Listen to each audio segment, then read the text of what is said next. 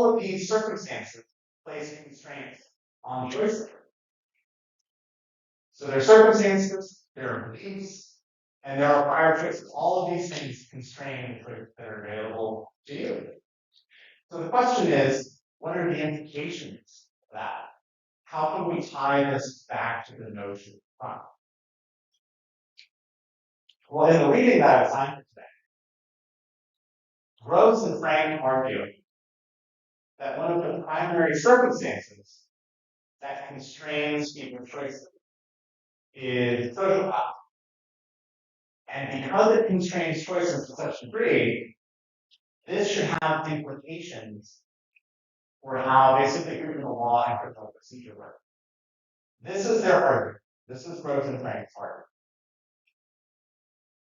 Under this idea that social class structures choice, under this idea that social class ultimately structures choice, they have basically four successive arguments.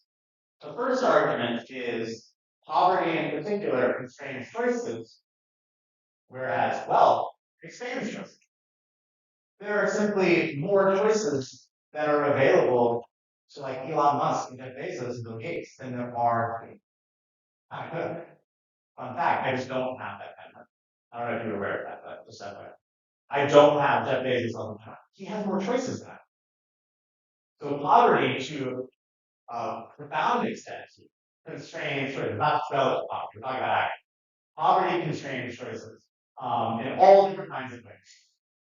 These constraints occur in both number and text. It's just simply more options, more choices available, and different kinds of ways. In contrast, say like a prisoner who has almost no choice. So that's the first argument. Poverty constrains choices. The spin argument in this sort of part version is one's location on the class structure is not the individual's fault. It's not entirely the fault. It is in part, and perhaps in large part, product of forces that are outside the control of the individual. So what this means is that where you are on the class structure is kind of in some way determined. It's not something that everybody gets to choose which sort of tax bracket they fall in. This is actually an empirical question. The empirical question is how much upward and downward mobility economically is. I'm not an economist, I'm not in finance, but my understanding of the literature suggests that there is some upward and downward mobility. But it's less than maybe we would hope. There's some upward and downward mobility. Things can go really good, things bad, things people. But there's less than maybe we hope. So there is some constraint on economic mobility. When we think of the 1%, it's important to think of the 1% as simply the percentile range. It's not like the same people are always in the 1%. People move in and out of the home, for example. But having immense generational wealth is a constraint, or is expands choices to the extent that poverty constrains her. So one location in class structure constrains choices is beyond the control of the individual in large part. The third argument is that freedom of choice is tied to criminal responsibility. If you have more constraints on your choices, you are less criminally culpable because you have more constraints. You have more constraints on the choices that you can make. So thus the extent to which you can have like mens rea, the extent to which you can have the criminal life, the culpability, is constrained by poverty, constrained by one's position in class levels. And then what flows from that argument is that since low-income criminals have more constraints on choice, poverty in particular should be used as a mitigating factor in sentencing, and possibly also in the builder innocence. It should directly inform criminal procedure. That's the argument that they make. And they're turning it again with this idea of how the individual and his or her decision making is tied to the broader class structure. There are fewer choices that are available to people of power as a result. that should work its way into how we treat them. What are your immediate thoughts on that? What's your initial gut reaction?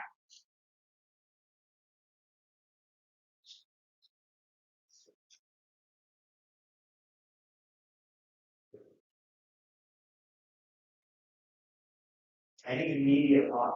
Just whether you agree or disagree.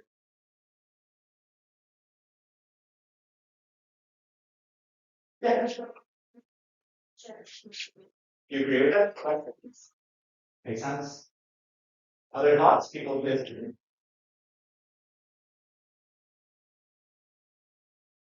Give it some thought. I'm going to make this a backpack question as soon as we get back on. I'm going to pose this as a question on backpack. Think about it. Because many of you are going to work in this are as currently set up, as currently situated. The criminal justice system does not really take social class into account in this regard, and it's bad. It certainly is not a mitigating factor in guilt or a factor to consider in the guilt or innocence. You might be able to make the argument regarding crime and disease and like mitigating sentence severity, but probably not right. You're the best. So it's not really set up to the census map. So that's the argument that Rose was saying before. These key decision points, the guilt and innocence decision, especially in the context of trial, and then the sentencing hearing, should probably be used directly and explicitly to inform the decision making of court action. A really interesting argument points to constraints on choice. I think it's a really effective way. Another thing to consider beyond constraints on choice is the presence of alternative in the context of choice. By definition, you need alternatives in order to have choice. If there is no alternative, then there is no choice. There's simply a course of action. If you have to take 2362 in order to get your degree in criminology to university, and this is the only section that's available for you, you have to take it this year, you don't have a choice. Same center is signing you up. You don't have a choice. There is no alternative. If there are alternatives, and those alternatives are viable, all of a sudden you have a prospect of a choice. Where there are no alternatives. Jackie Robinson, who wrote the military here, did not have the choice to be able to stay at the same hotels and eat in restaurants as he. The constraints on choice will manifest to be available by virtue of his race. He did not have the same choice. The alternative of staying in the same hotel and eating the same restaurant with his teammates was not available. The alternative was not present. When there are no alternatives, there is no choice. But when there are, all of a sudden we have a choice. And what are we weighing when we're weighing alternatives? Two or more alternatives. Well, we are now weighing the cost and benefits of this. Each of those alternatives has benefits cost more than money associated with that. Maybe the rewards are a lot, costs are a lot. Maybe the rewards are greater. The point is that we are discussing each alternative and the benefits and costs associated with each in conjunction with the other alternative.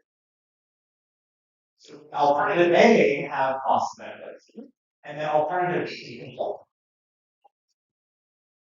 we've seen a little bit about the benefits. We talked a lot about the benefits: money, certain power, status, identity, reputation, other different types of physical profit. Those are really the benefits of profit. Then we have the costs of. There's getting arrested, going to prison, which is certainly a cost of crime. But there are fears, certainly. It's like, might feel bad. Might feel bad when you do it. So there's like shame. It's a cost of crime. There's negative reputation associated with it, perhaps. Difficulties later on down the road, so there's stigma associated with the alternative that is crime. And there's all other kinds of benefits. Benefits of crime are obvious and myriad. There are so many benefits of crime. To some extent, when we talk about control theories, you can argue, why are we even talking about why people are motivated to commit crime? There are so many motivations to commit crime, it's basically baked into the DNA of human beings, right? The benefits associated with committing crime must be considered in the context of not only the alternative, but also cost. But the alternative that is crime. Okay. So there's benefits associated with crime. Legal consequences, but also personal penalties. Okay. But then we have the alternatives. In order to have, if there's only one alternative, there's no choice. Okay. You have to commit the crime. It doesn't matter what the costs are. There's only one alternative. Question is, what are the alternatives to crime? There are benefits and costs associated with crime, and we're arguing that maybe there are alternatives to crime. I think we can make that argument. We have alternatives to crime. The alternative, well, what are this back person? What are we trying to get? We're trying to get money, power, status, identity, reputation, etc. What is the primary alternative to getting those things?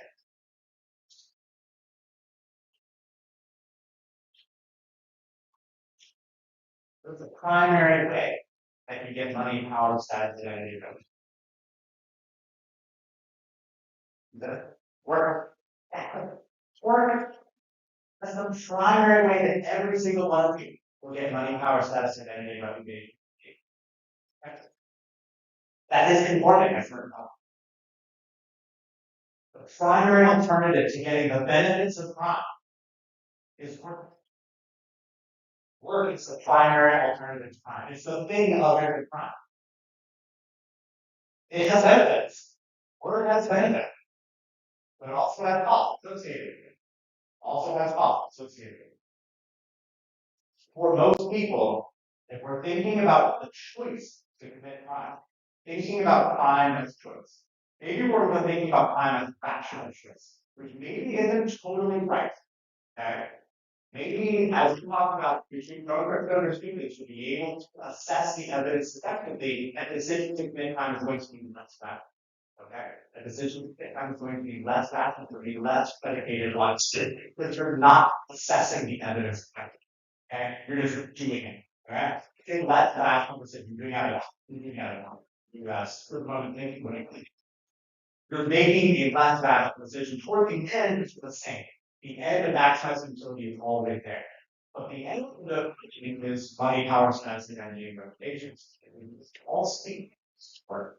These are also things you can get by work. So to distinguish work from crime, to see them as two sides of the same coin, or basically two alternatives of the same choice, is arguably necessary. To the extent that we think about crime as a rational choice, our entire legal system predicated on the notion crime is a rational choice. That's why people can be held responsible for their actions. We're assuming it's predicated on evidence. You go to prison because you deserve it, because you made a choice. That's our whole legal system is predicated on the notion.